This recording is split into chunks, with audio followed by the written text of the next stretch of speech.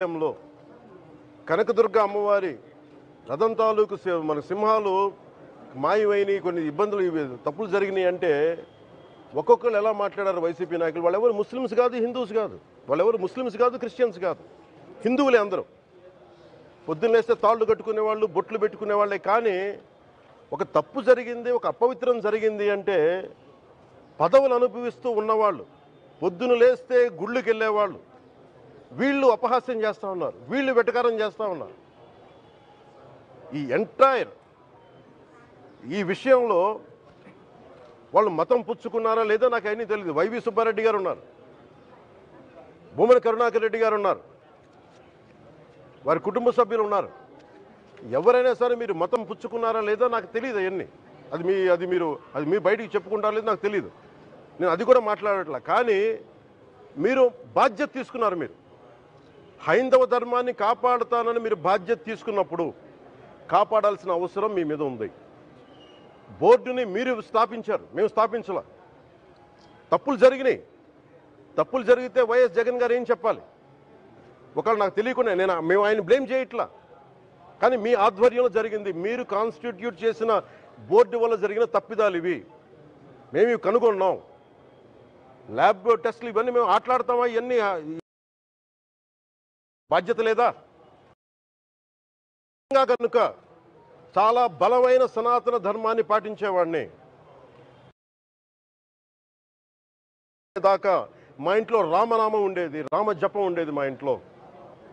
అలాంటి రామభక్తులం మేము. కానీ రామతీర్థం విగ్రహాన్ని, రాముడి విగ్రహాన్ని శిరచ్ఛేదం జరిగినప్పుడు ఒక సగటు సనాతనవాదిగా, సగటు హిందువుగా బయటకు వచ్చి చాలా గొడవలు చేయగల సత్తా ఉన్నవాడిని గుర్తుపెట్టుకోండి.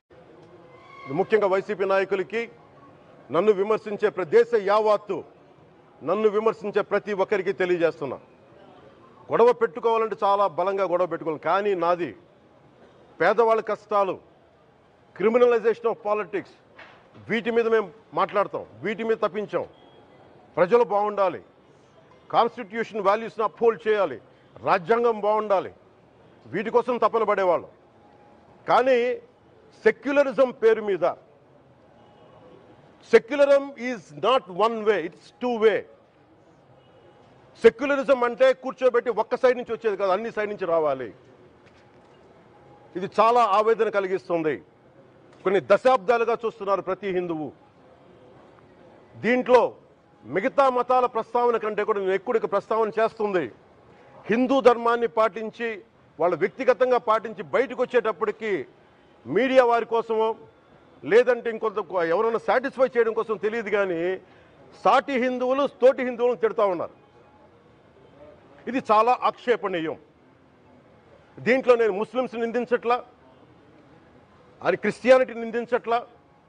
కానీ బాధ్యత తీసుకున్న హిందువుల్ని నేను నిందిస్తున్నాం. బాధ్యత మీది. మీరు యథాలాపంగా వచ్చి ఇది పొలిటికల్ పదవులు, విగ్రహాలు పోతే మేము ఇల్లు కట్టుకుంటాం, వాకిళ్ళు కట్టుకుంటాం, ఏం మాటలవి? ఇదే మీరు మస్జిద్లో జరిగితే మాట్లాడతారా? మస్జిద్లో ఇలాంటి అపవిత్రం, ఒక చిన్నపాటి చోరీ జరిగితే ఇలాగే మాట్లాడతాం. ఎందుకంటే మీరు మాట్లాడరు, ఓట్లు కదా అక్కడ. కానీ హిందువులు మాట్లాడితే హిందువులు అందరికీ ఎవరు పట్టించుకోరు. ఇక్కడ మా వేదన ఉండదా? మౌనంగా ఉన్నామంటే బాధ లేదనా? కోపం రాదనా? ఈ రోజుకి కూర్చొని చూడండి ఏం మాట్లాడుతున్నారో వాళ్ళు.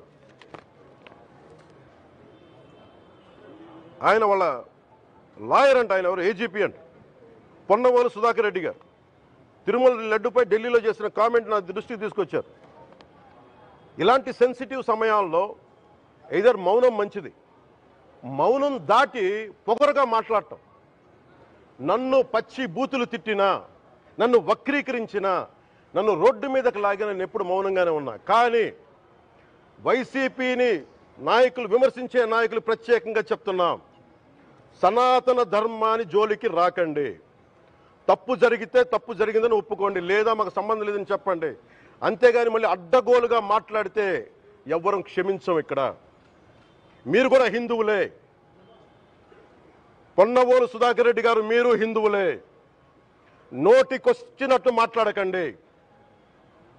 తమాషాలుగా ఉందా మీకు? సరదాలుగా ఉన్నాయా? మొన్న ప్రకాష్ రాజ్ గారు మాట్లాడారు నా మీద. అరే నేను మాట్లాడుతుంది ఒక హిందువులు అపవిత్రం గురించి మాట్లాడుతున్నాను. ఇందులో ప్రకాష్ రాజ్ గారికి సంబంధం ఏంటి? ఇందులో నేను ఇంకొక మతాన్ని నిందించానా? ఇస్లాంని నిందించానా? క్రిస్టియానిటీని నిందించానా? అపవిత్రం జరిగింది, ఇలా జరగకూడదు, ఫుడ్ అడల్టరేషన్ జరిగిందని మాట్లాడుతుంటే దీన్ని గోల చేయకూడదు.